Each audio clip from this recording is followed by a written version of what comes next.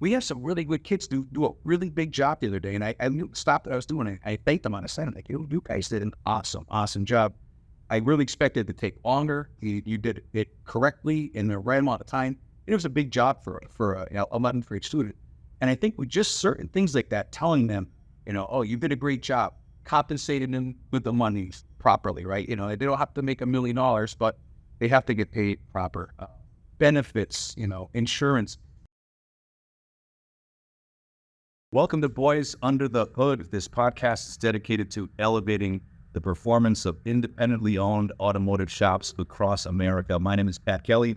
We're joined by our very special guest today, Greg Guertin, who's an automotive technology instructor at Chicopee Comp in Chicopee, Massachusetts. Welcome. Good morning, guys. Thanks for having me. And owner of Lotus Business Solutions, James Stevenson. What's going on, man?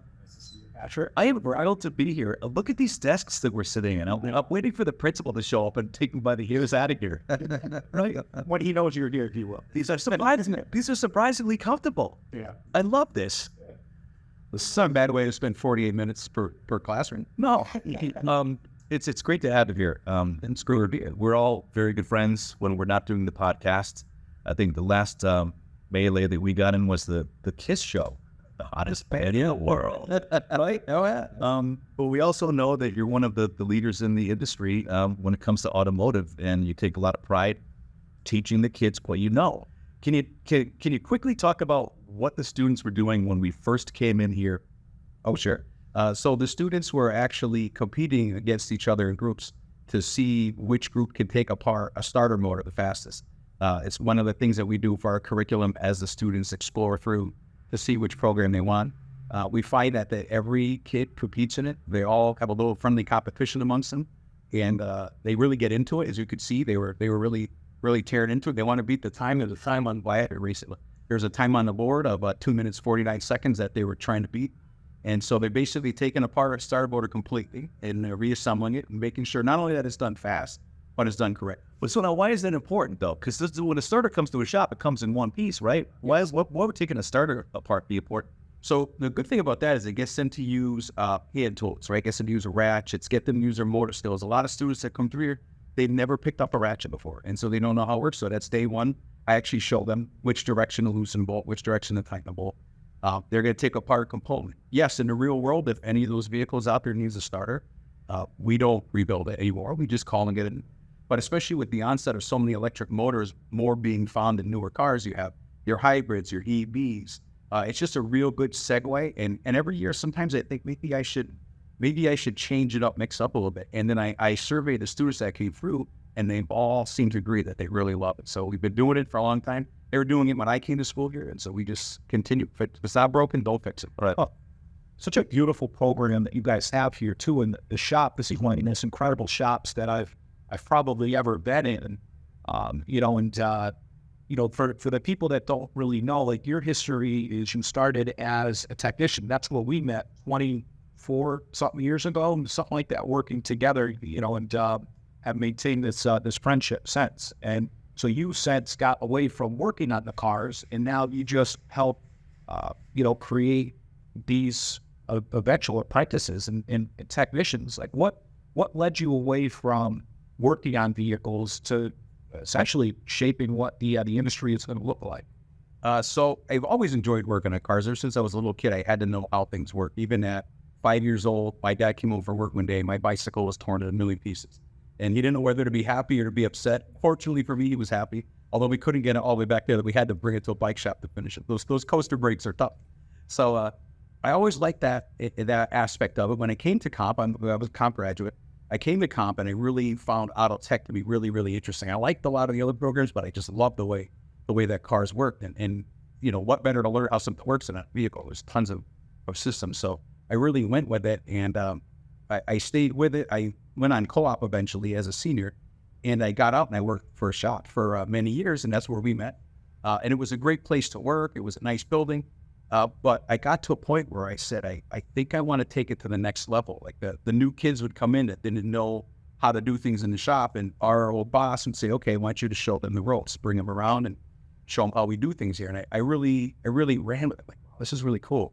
And so I reached out to one of my old shop teachers, and he gave me some insight as to what I had to do. And I started that path toward licensure, and was kind of a big leap because I never came in and I didn't substitute for a day.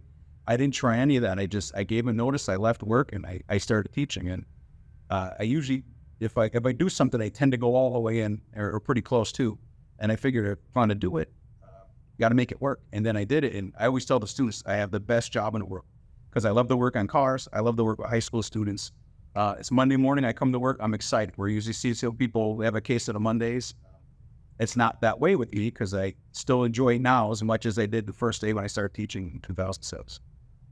So what are some challenges that you face now in this industry with this younger talent pool that maybe we didn't face when we were coming up, aside from maybe the technology? Like, what kind of stuff are you seeing that is a challenge? How do you overcome that? Sometimes they see things like cell phone use, right? When we were working together, cell phones flipped open.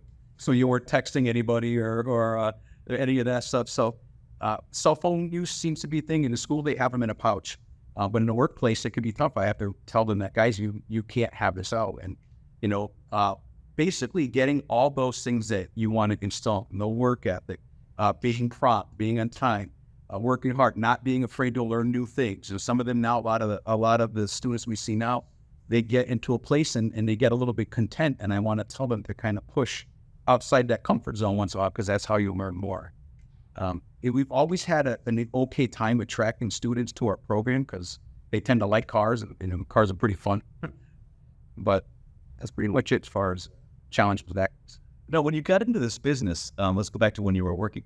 Was it ever the money, or was it always, this is the thing I love to do? So it was the thing I love to do, and it's funny to mention that because I tell my students this all the time. I wanted to work on cars, and my mother said that she didn't want me to. She wanted me to do a different career path because there was no money working on cars. She had noticed when I worked on cars, and they had to work 2 jobs just to pay the rent. And I said, Mom, it's not like that. Of course, we're talking, it was actually 30 years ago this year. I was a freshman in 1993. Wow. And, sorry to feel a little bit old. And I told her, I said, Mom, it's different now. I said, there's computers in cars. And we had just bought a Tandy computer at home. Like this computer, but there's computers in cars. And if you know how to fix them, you can make more money and you're worth more. And that's what I wanted to do. And so it took a little sales pitch on my end to get my mom to officially allow me to get into this field. But I think she saw it. And she's like, well, you really want to do this? And I said, yeah. She said, okay. And she gave me the go, and the rest is history. And I still love it as much today as the day that I ever picked up a tool. I love that your mom listened to your desire for it and was like, you know what? Let's do it, kid. Mm-hmm. Right? I love that. And it's not always that way. And so I told my students, even when they think they might want to come into this program, I say, look, guys, don't ever go against your parents' wish. That would never tell you to do that. However, if you want something, just like many things in life, sometimes you got to pitch it. You got to show them why and explain it. You can use my Olsen story if you want. We're joined today in the Boys of the Hood podcast by Greg Guertin, whose students call him Mr. Guertin, an automotive technology instructor at Chicopee Massachusetts. I always refer to you as Mr. Guertin on my radio show as well, just to throw out that respect. Oh, wow. Do you want to field a question? Do you want? Yeah, what else? Yeah, let's take a question. We got a great one. That is a perfect one for Greg to field. You want to help us? Absolutely. All right.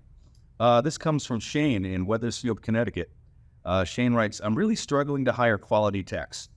I've tried hiring low-end techs. I've tried hiring high-end techs. I find that it's impossible to devote the time to train these people. And when I do find the time to train them, they leave for more money somewhere else. You ever come across that? I don't come across it too often in my shops, but it's definitely a problem that I have heard quite a bit. And there's a lot that goes on behind the scenes that causes a person to either come and work for you or leave your shop. Greg does a phenomenal job at teaching these students. And one of the things that really works well is that Greg understands the people that he helps with sourcing technicians, so whether it's a dealership or whether it's independents, Greg has a great handle on, the personality of the shop owner, because it's not always one size fits all. Every tech fits in every situation or every single shop. Different shops run different ways, and the owners or managers run the things in different ways. So, we can let Greg speak a little bit to this, but one of the things that I really, really love about Greg and his program is that him and then the other instructors that they have, they really take the feedback from the shops that they work with to heart, and they actually begin to shape the program to meet the needs of the shops and the people that are going to be employing these technicians later on. And, it's like getting somebody that we know, that we've worked with, that is a phenomenal technician, a phenomenal instructor, essentially training these people just to work in your specific, facilities in the best possible way. He really does a phenomenal job at that. But how does that process go, Greg? When a shop owner comes to you and says, "I'm looking for maybe a couple of bright guys to be apprentices at my shop," do you research the shop? What are your questions to the shop before you go further than that? Yeah, it's a great question, and obviously an important one. And so the three of us together here, Alfredo, Alex, and myself, we all work together really, really well. The first thing we'll do is, if we'll use, for instance, when James says, "I'm looking for an employee," the first thing we do is we talk about it with all three of us. And we say, okay, they know James. Alex is new this year, but he's already getting to know. And they know James, and they'll say, okay, who do you think would be a good fit for that? And usually the three of us right off the bat would even come up with somebody, or we'll just kind of bounce around a couple names. And we'll say, this person might be a good fit. Every shop, every owner has a different style. Every place is different. I had a student once that wanted to work on German cars, and another one that wanted to work on trucks go up at the same time. And obviously I couldn't flip-flop them. They were both certain pieces of the puzzle, and they had to go into that same spot. So we first start by talking over with who we think before we even reach out to the students. And then I might come in here and I might say, okay, we have a class full of seniors. And I say, because the seniors are the ones that can go out. And I say, okay, guys, Precision has an opening, on what free fill, and anybody interested. And I kind of feel them out to see who's interested. Sometimes I see a bunch of hands fly up. Sometimes they're a little more reservation. They think they just don't know. It's a big commitment. Okay, so what's an example of one of the ones where the kids are like, sometimes all of them, they don't say it's not anything against the shop. I think for a lot of them, it's a big commitment because they're now leaving. We send them on co-op. They're now leaving their student friends that they see, every day for 4 periods a day. And our shop are very fortunate. We have them 4 out of 7 periods every day. So I see them more than any other part of the school does. Wow. So they're a little bit hesitant to leave that. And so what I'll find is sometimes the heels will go flying right up.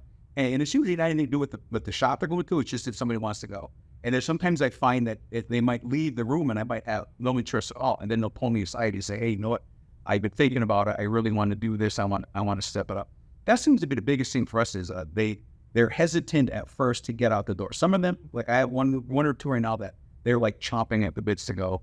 And we found some good spots. And one of them is actually want to work with his stepfather, which is good. So he knows his stepfather, lives with him, and he wants to work with him. So the guy must be okay. So he wants to go with him. But it's as far as the retaining tech question goes, there seems to be a big thing, attracting good quality techs and then retaining them and having them not leave for more money. And it seems like a lot of times people won't always, some will leave because they're chasing the actual dollar amount, but they have to look at a goal. Where do they want to see themselves in 5 years, 10 years? If they look in that certain spot, and it may just be doing the same thing that you're doing now, in 5 or 10 years for maybe $1 or $2 more an hour, it's not, or more than that, but it doesn't look that illustrious to them. So they often like places that they can move out. A place they can start as a Luke tech and they can work their way up to a foreman or to a master tech, or maybe someday buy into the business. You never know. So that seems to be one of the biggest things we see. People want to grow, which is good, right? You always get the ones that will be content, stay at that level, but they're concerned with growth. Obviously money is a factor, right? You have to pay them to keep them. But appreciation, like when you have a good tech, you don't want to, worship the ground they walk on every day because you might inflate their ego too much. But even like our students, we have some really good kids do a really big job the other day. And I stopped what I was doing. And I thanked them on the side. I'm like, you guys did an awesome job. I really expected it to take longer. You did it correctly in the right amount of time. It was a big job for a 11th grade student. And I think with just certain things like that, telling them, oh, you did a great job, compensating them with the money properly, right? They don't have to make $1 million, but they have to get paid proper. Benefits, insurance. I remember when I worked in a shop, a pizza day.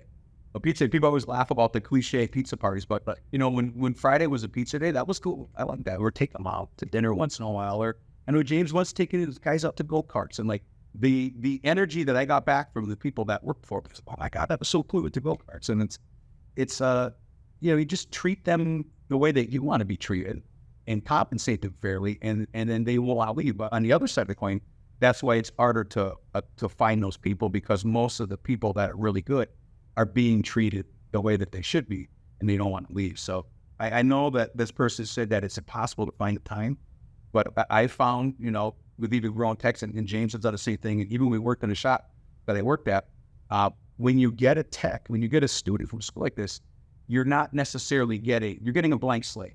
You're not getting that, oh, I worked at this shop and this is how we did it there. The only way they would know is if they go to James, they learn the precision. If they go to Pat Kelly Auto Repair, they learn the Pat Kelly Auto Repair. You don't come to Pat Kelly Auto Repair. But they learn that way. So sometimes having a blank canvas is good, because you can train them to be how you want, and we give them the things that we're told to do here, certain procedures through our frameworks. But, when you get a tech, you can grow them. And it takes time. Yeah, it takes time, sure. But I mean, just like anything, it's a worthwhile investment, right? It's anything you do in life, you have to invest. Nothing just comes easy, right? If you could just go to a pool and say, oh, I want to buy this, get this amazing technician in for pennies on a dollar, it's not going to happen. You have to invest. So you mentioned something that James is a big proponent of, and that is, you like guys, not necessarily with a blank slate, but guys who are not maybe, too educated up, for that very reason, because you want them to learn your system.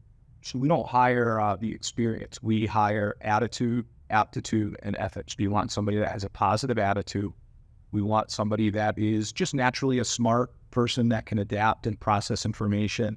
And then obviously the honesty. And then from there, we can train them to do whatever we need. And so from, the hiring side of it, right, we work with, we try to hire really only apprentices, and then we promote from within it. So one of the things that Greg, touched on earlier is goals. You have to make sure that you are doing what you need to in terms of retention to help them reach their goals. They're helping us reach our goals as shop owners, whether it be revenue targets, whether it be staffing targets, whatever the car count targets, which all correlate over at the end of the day to, how are we going to, to keep the lights on, right? They've got to help us reach our goals. So what we do is we try to find the right person that's going to work in our shops, right? And so that starts with a lot of conversations with Greg and and his team. And then from there, they help us in a lot of cases find the right people. Once they come in, then it's up to us to make sure that we have a very clear and concise training program for them. And they should know what milestones that they have to hit by certain times. And it's up to us as the shop owners to give them the time, the tools, and the training that they need to be successful. And so one of the things Greg touched on is co-op. So sometimes we can get these students part-time, right? We can get them part-time on these co-op programs, and it gives us the opportunity to give them real-world experience in the shop. And then it gives them an opportunity to kind of go back to their teacher when they're back in school, and they say, hey, Mr. Guertin, I'm embarrassed to ask James how to do that, how to rebuild this starter, whatever it would be, I'm embarrassed to ask them, because sometimes that happens. People, even if they're in a position where they know that they shouldn't possibly know something, they haven't encountered it yet, they're fearful of asking because, we don't want to look silly. We don't want to ask what would be perceived as a dumb question. So we really, really like them when they come in on the co-op. And then from there, when they're ours, sometimes we get them right after high school and they come in full-time already. It's terrific. We set very clear and concise expectations of, any apprentices, but really any staff that comes in to work with us. And then from there, we give them a very clear and easy to navigate handbook, because one of the things that happens when we talk to shop owners is they say, well, nobody can do anything without me. I can't take lunch, or I can't take a break. I can't do anything without somebody stopping me all day. Well, that's because you're rewarding the behavior that you don't want. You are constantly answering the question as opposed to telling them where to find the answer. So in our shops, what we do is we teach you, we'll show you that one time. And then the second time you ask the same question, we'll come back and we'll help you with it, but we'll help you with the resource, and then we'll help you follow the resource. And then the third time, there has to be a conversation. What are we missing? What are we missing?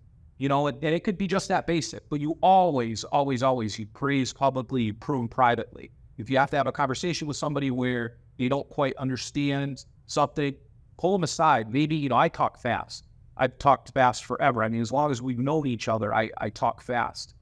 And so sometimes people will miss that, and I'll say a million words, and that could be intimidating. I don't want to ask them, I don't want to ask again, right? And so, what did we miss? Did I talk too fast? Did I not explain it properly? You'd be amazed at the feedback that you can get from staff that helps you ultimately train them better in the future. It's like asking a customer for feedback. Same thing with your techs. You need people, you need vendors, you need staff, you need, you need vendors, you need staff, you need customers. And so after we have these handbooks laid out and the expectations laid out, we have a syllabus laid out and they know what's expected of them, we give them the time, the tools, and training that they need to be successful. And from there, we also tell them what is next. Hey, Greg, if you work with us, by this time, you're going to be a certified technician. By this time, you're going to be working on this type of problem. And you're going to be proficient with this and that. And so when you get to that, this is the next level of income that you're going to get. And so for us, what we do is we pay based on what the shop revenue is. We don't pay like flat rate. I think that's a terrible system. I don't think that's a good system for the only person that makes money with a flat rate system is the shop owner. And it can really lead to a lot of discontent. And you're also creating an atmosphere that is like individual. You're putting me on my own island. If the three of us are all going to work together and it's flat rate, I know that I can crank out work. I remember, Greg, you're a lightning fast technician too. So I don't want to help you because I'm getting paid based on what I'm doing and how much I can produce right now. It's a very self-serving program. But if I want Greg to help both of us, and I want Pat to help all of us, and I want to help all of us, then I'm going to create a pay plan that is built around incentivizing certain things that I want to see. Like, I don't want comebacks. I don't want comebacks. So I'm going to give you a chunk bonus at the end of the week just for having no comebacks, no second calls, right? Nothing worse than a tech comes into you and they say, hey, Greg, I need front brakes. I need pads and rotors. Calipers are good. Everything's all set there. I checked them. They never took the wheels off, you know what I mean? And I checked them and everything's all set there. Now they start doing the job. You know what, Greg, it needs calipers too. Now you got to call the customer again. I don't want to see that because we're in an industry where people inherently, they don't trust a lot of shops to begin with. So you really only have one time to call that customer and you send them that report and you show them all the pictures, what's good and bad. And we're really hanging our hat on, hey, we have the best people that are trained the best and they inspected this thing perfectly. And now all of a sudden you got to call them back an hour later and say, well, by the way, this inspection, we missed this other thing. You sound like a ding dong. And there goes trust. Right. There goes the trust. You lose it, and they think they're already in for the brakes. Why can't they just do the calipers? Could be a point of view from a technician at some point. But that's a terrible point of view. So we incentivize if they have no second calls, right? Quality. And then we're going to incentivize based on how much the shop takes in, which creates that community, atmosphere, right? Like, I need you to finish your job if you're struggling. So I guess I'm not going to mind loaning you a tool. I'm not going to mind going and holding that transmission for you while you're trying to get those first couple bolts in there started because your money is my money. We have to work as a team. So is that typical for auto shops to include everyone like that? No. And when I take over a shop, when I purchase a shop, we add a portfolio company, any way that you want to add it, right? We're acquiring a business or a stake in a company. That is always a huge sticking point for me. No, I'm not paying my guys like that. I want this guy to do this, that, and the other. Well, I want to create a team is what I'm trying to do because people, when they want to work together, right, they got a best friend at their business, right? They've got a best friend that works next to them. And I encourage joking and laughing, within reason, you know what I mean? But it was a light atmosphere. We used to, when we worked in the shop together, it was always Biggie. We listened to Biggie all day, no maggot or, On a CD player. Yeah, on the CD player. Yeah. So I think it's just really, really important. When I have that discussion with these shop owners, it's the same exact dialogue as this. It's like, all right, well, what are you looking for? Are you looking to retain these people or are you looking just to fill some seats right now? Because it is challenging to get them. It is challenging to train them, right? But we have to get them and we have to train them. And it's easier for us to retain them if they have goals and they have a way that they know how they're going to make more money, right? Like we've talked about this on the show before. I am scared of people that don't have goals. You will never work for me if you interview. And, you know, one of the questions that we ask is, what do you have? What are your 1-year goals, personally and professionally? Well, I want to make more money. Okay, you're out. Yeah, you're out. I'm already, you know, I'll ask probing questions, but like, what are you trying to do with the money? What motivates you? You know, somebody will say money motivates me. Money doesn't motivate you. The things that you can buy with the money are what motivate you. You know, the things that you could do, the freedom, the security, whatever that would be. You know, and then another one, where do you want to be in 5 years? Where do you want to be in 10 years? You know, and I need people with goals. I want them to change their goals. You don't have to stick to that. You know, in 6 months, all of a sudden you're like, you know what? I your mind. Yeah, it changed my mind. You know, I'm With another goal. You're replacing with another goal. Yeah, exactly. And then us as owners, we need to help them hit their goals. You know, I've had staff that needed to purchase houses. You know, and now in this crazy market, they can't get mortgages, they can't buy the house, they're having trouble making offers, and so, you know, we'll use our resources, our connections, right? Your friend at the bank, your mortgage broker, your realtor, all that stuff, all these people that we have known forever and grown up with, you know, here, use my people that I trust, you know, and help them do that. And I'll tell you, man, it puts a lot of money in the emotional bank account, right? It puts a lot of money in the emotional bank account. When you have a boss, right? How many bosses have you had in life where you're like, man, they just, like, they're not trying to help me with any, right? I'm just a number here. Those are former bosses. In my life, former bosses, right? Yeah, former bosses. So that's part of it. And so part of it is not just, you know, creating good pay for these guys. You've got to make them feel like they're part of the operation beyond the paycheck and beyond punching in and punching out every day. And I love the fact that you're taking guys out in go-karts and you bring them food, because it allows humans just to be humans, right? And you're not a coworker anymore. You might learn something about the guy that you never knew before. Yeah. So that, again, kind of makes it more cohesive. So Jaden worked for us for a very long time. We took him right out of, we got him when he was 17. He worked with us for many, many years. Excellent technician. He's still on the advisory committee here at Chicopee Cop. And I remember Jaden did the go-karts. We were driving up there and he's like, oh man, you know, typical, I think at the time he was 18, you know, typical guy, can you stop? I got to get like it was a big gulp or whatever they said at Taco Bell, right? These huge cups of like something. Yeah. So yeah, I got, give me one of these blue, whatever, sugar drips, you know? And so he gulps this thing down. They can stick thin. And so he gulps this thing down and we get to the go-karts and everybody's racing around and there's like one lap to go and you see Jaden pull into the staging area, you know, and you're like, what the heck is wrong with this kid? You know, and no one cares, right? We're all racing, super competitive. We get done, pull back in. Jaden's standing there, and he's, you know, he's Puerto Rican. He's normally a little dark skin. He's white. I mean, white like the whiteboard over there. You know, pale. You're like, are you okay? You know, something wrong with you? He just throws up. He's like, oh shit, no, the motion was too much. You know, the water was too much. So he goes under the thing. So maybe like 2 years later, we go back. You know. We're like, Jaden, they know you. You know, they're not going to let you in because you threw out. You know, don't you know this kid gets sick? His picture's probably on the wall. That's what you mean. He got sick again. Yeah, he got sick again, and then we never tried to go back. Let's see you talk about Jaden. One of the things when he first went out to work for James that I thought was cool is Jaden came back and he told me about that incentive for no comebacks. And I'm like, oh, what like a revolutionary thing. Like, we all take pride in our work, right? And if we don't, like you said, then they're former employees, because you have to take pride in what you do. But there's nothing better than that little bit of a reward for you going that extra mile. Maybe, you know, instead of stopping and saying, I have to go, it's 4 o'clock on a Friday, I just want to get this car out the door, to maybe pop the hood again and double check it to make sure that every connector was properly seated, or the hose clamps are tight, or the levels is proper so that you don't get a comeback. And it's little things like that, I mean, obviously no comebacks helps you monetary wise, but it helps you reputation wise. And it doesn't take much to just share a little piece of that pie to get, you know, that would be my goal every week, was to make the no comeback. If I worked somewhere like that, I wouldn't want to make that no comeback.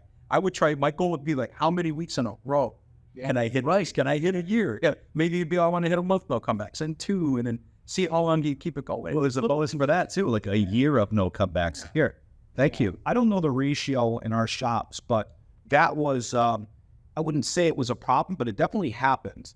You know, it definitely happened. It happens anyway. We're all human, you know, but I could say that now the comebacks that we have at our shops are overwhelmingly And not that we even have a lot of them, but like if we look at all of them, if it's 10 in a year or something like that, they're overwhelmingly part failures, you know, right? And the part failures happen, you know, when parts fail, they fail at all times, but the probability of a part failure is like in the first like 30, 60 days. Yeah. You know, and so that's more what we see, but we used to see them internally, and that gave us an opportunity. All right, no one's right, no one's wrong here, but what happens, right? Did we put the part in wrong? Did we not have the right tool? Did we not, like, were we rushing? What is it? And so that helps us refine our system. And then from there, how do we make it as easy as possible for them to duplicate that system again? Yep.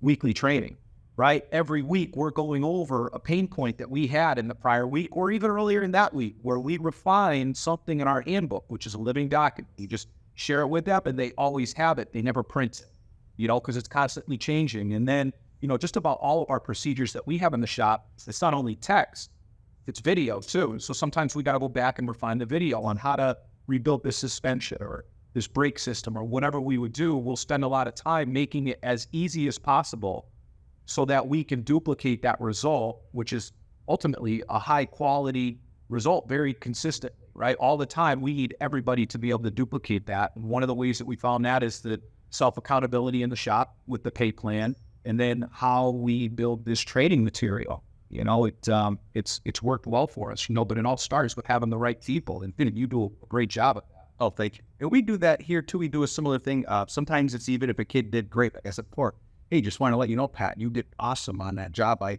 didn't expect it done so fast and you did everything right. You know, hats off to you.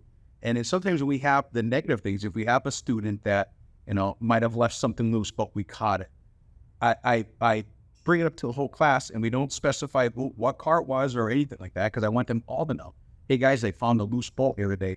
I just want to let you know, luckily we caught it before it went out the door, but I'd much rather hear you take or see you take that little bit of extra time, or if it's very end of the day and it has to stay into the next day, I'd rather that car stay overnight and get done correctly and have them tell me, oh gee, everything looks good, I just want to double check everything. I'd rather that. We even had one student here, one day it was pretty neat. We had a meeting amongst our program and we all met in here and we were talking, and all of a sudden we're like, well, what's going on? Well, a wheel bearing, the other teacher, Alex, wanted a wheel bearing done on his car. The student didn't have the time to finish it. No big deal, right? Alex could finish it as soon as the meeting's done. He'll go out there, boom, boom, boom, and away he goes. This student, he actually stayed, and he stayed on a job without us asking.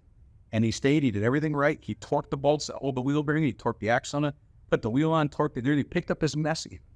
And without us even asking him. And I was like, wow, that level, that caliber. Like I always say, a certain kid, they make their bones. What did you do to make your balls? Like, I tell him all the time. Sometimes he doesn't believe enough in himself.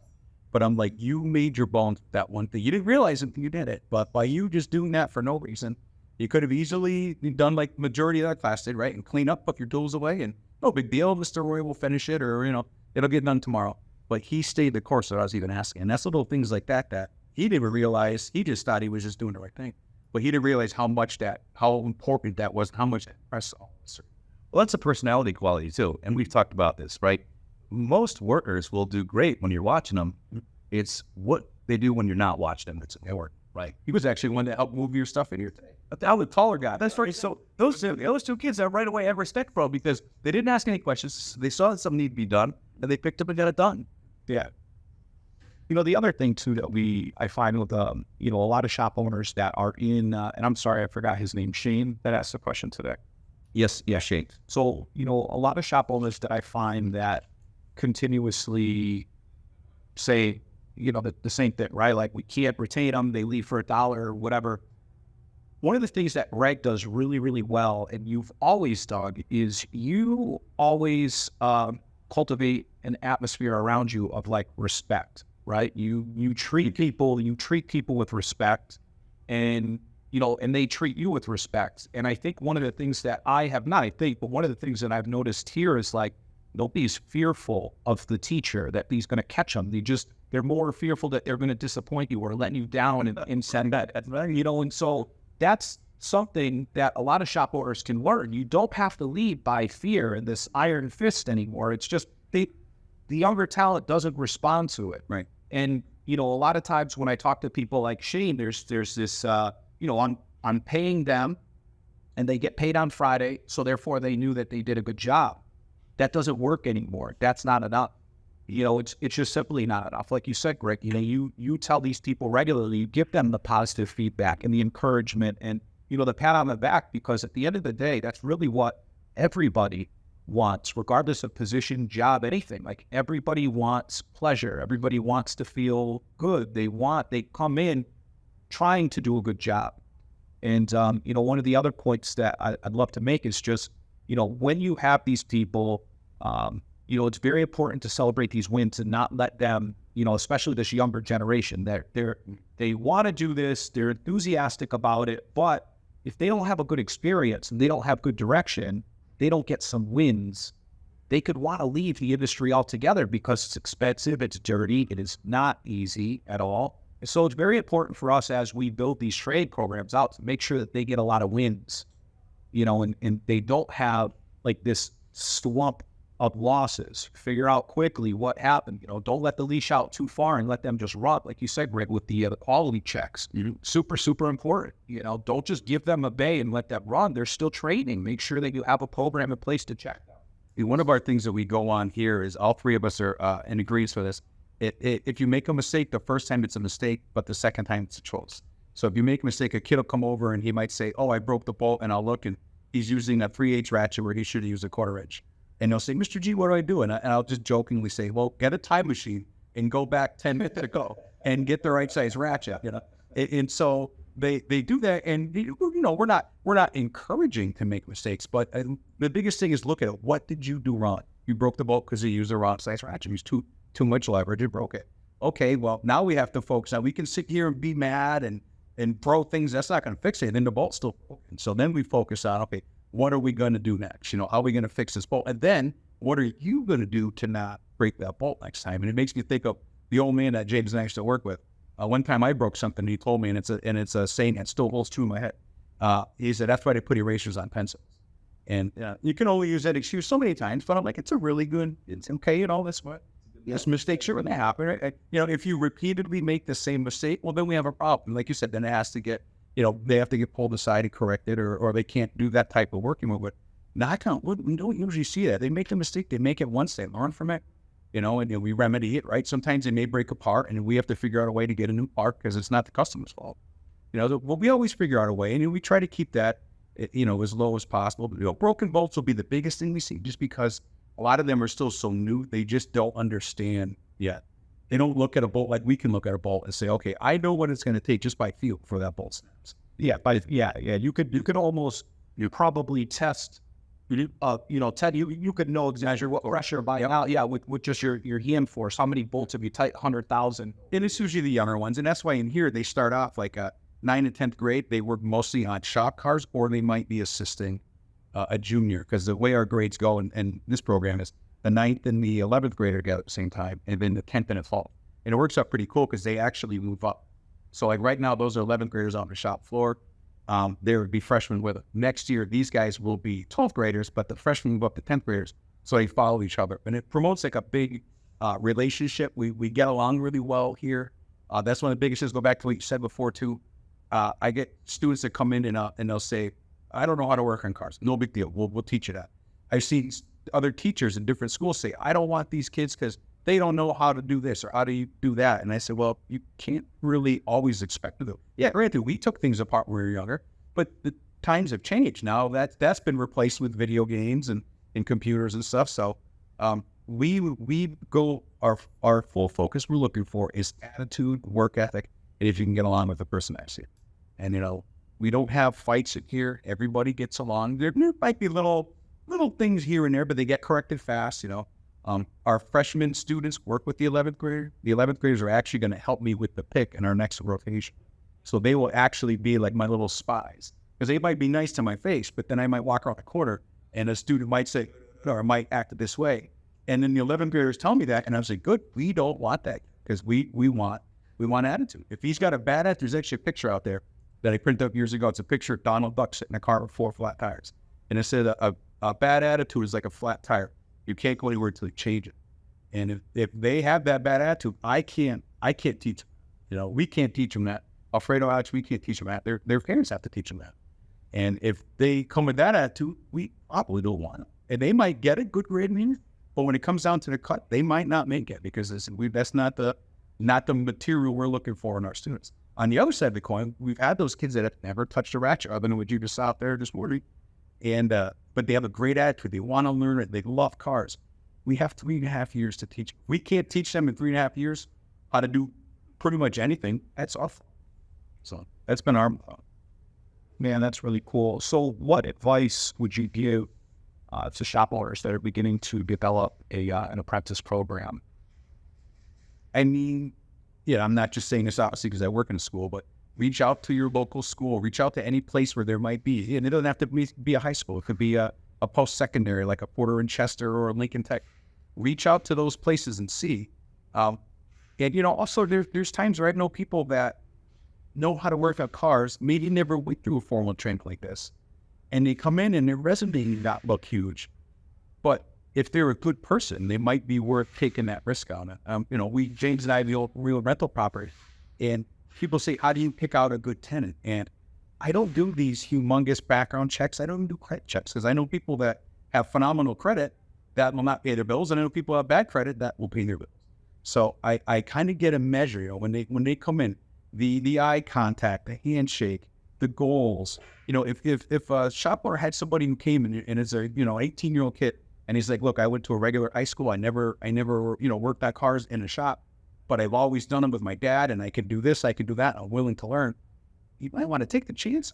If it's a good person and you can work with them, spend that time. I know they say there's no time, but I mean, we worked at a very busy shop, and I was very fortunate that our old boss, he had the time to spend with me. And then they say they don't have the time, but when you really break it down, if the kid has decent, work ethic, decent bones, you don't need to spend that much time. And you lay out your expectations, what we need done, show them once and let them do it, and not be afraid to take that chance on a person, whether it's a Voc Tech student like who comes from here or somebody just right off the streets. I think sometimes people are too concerned with what their resume looks like and not what the real important things are. And, it might not work out. And if it doesn't work out, hey, you took the chance and, tell the kid. I see people also fire young kids for like one thing wrong. And I'm like, well, you got to give a little more than that.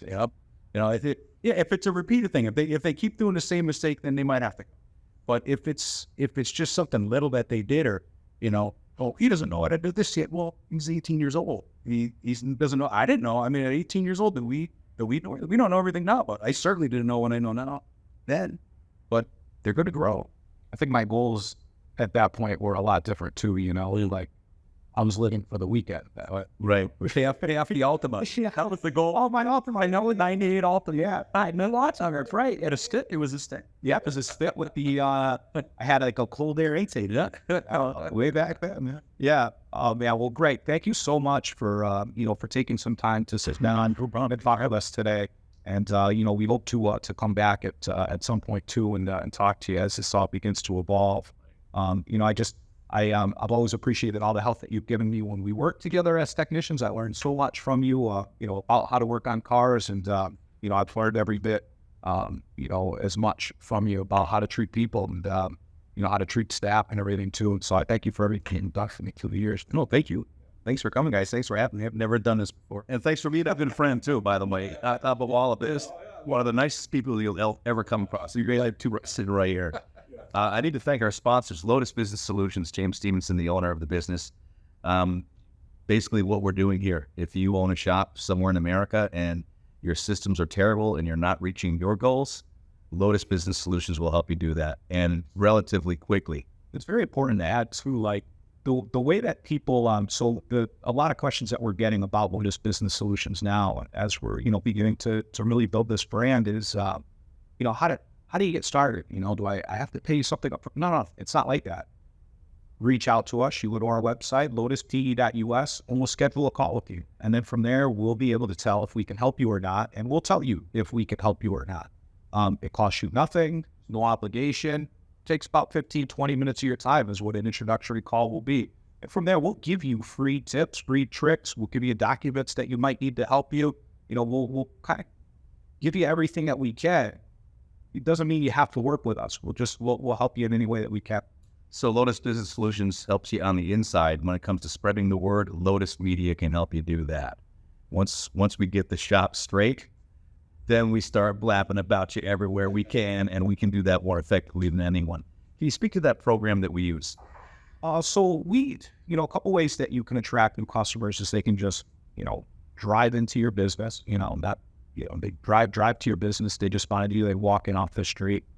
They can find you online. So how do they do that? Right, your website, wherever your website is ranked, or paid ads or something like that. So we find that there's a good mix of brand building. What we're doing on social, what we're doing on Google Maps with our listings, what we're doing on our website, what we're doing with paid ads, what we're doing in the community, type of mailers. So you've got all of these different things that build your outward-facing marketing. Yeah.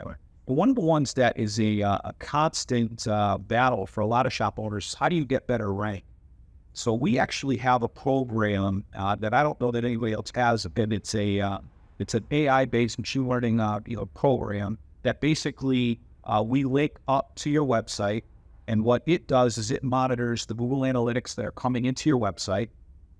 And so it determines who's coming to your site and from where, and what keywords they're using to get in and what flow they're taking. Then what this program does is it goes into your website and it begins to change the content of your website automatically to make all of your pages that these people are going to for these relevant keywords, makes the page more relevant. Then what it's doing is it takes all of that data and it builds ads that are going back to that page automatically, simultaneously, and so it's making the page more relevant, which is making your cost per click a little bit cheaper because it's giving you a better relevancy score for the ads, all of this other, nerd talk. But basically what happens is it also creates a blog for you every single week. It goes out, it automatically searches for relevant backlinks that it can add to your site, which is, the internet's way of making you, to see popular in Google's eyes and so on. So it's a really, really, actually incredible program. We had one site had 2,000%, more conversions. The first month, 2,000% more conversions in the first month of doing this. So it's been a pretty good program for it. We've been using it on our companies that we own for maybe about 60 days now, and the results are just absolutely astounding. So if you're interested in that type of program, you let us know, and it doesn't take us very long to get that linked up to your site. No, just log on to lotusmedia.biz and check it out, learn more, and then we'll go from there. And finally, and maybe most importantly for a lot of shop owners, Lotus Financial. How many shop owners are going home and doing the books after a long day at work? Well, I mean, when you started, right? We've talked about this. It's you do what you do best, right? Let somebody else do what they do best. And then when the transactions come over, it doesn't balance out. You're like, he says download it. How am I missing transactions? How does this not balance out? It ends up being a nightmare. You're spending hours and hours trying to chase down these transactions. Let an accountant do it. It's not the best use of your time. You need building more systems, building more programs, working on your advertising. If you do that, there's so many other things that you could do. The accountant is going to do it faster, better, and it's going to cost you less. Right. Yeah, lotusfinancial.us. Before we wrap this up, I heard you say something earlier that you talk fast. So before we leave, I want you to give the disclaimer. Price of participation may vary. Limited time offer. See store for details. Was it the micro machines guy? On the micro machines guy? It's fine. They must have saved a ton of money on the commercial spots because they're so short. Yeah. Oh, they were paying them per word. It was. Thank you for joining us for Boys in the Leather. We'll see you next time, Greg. Thanks. Thanks for having me, guys.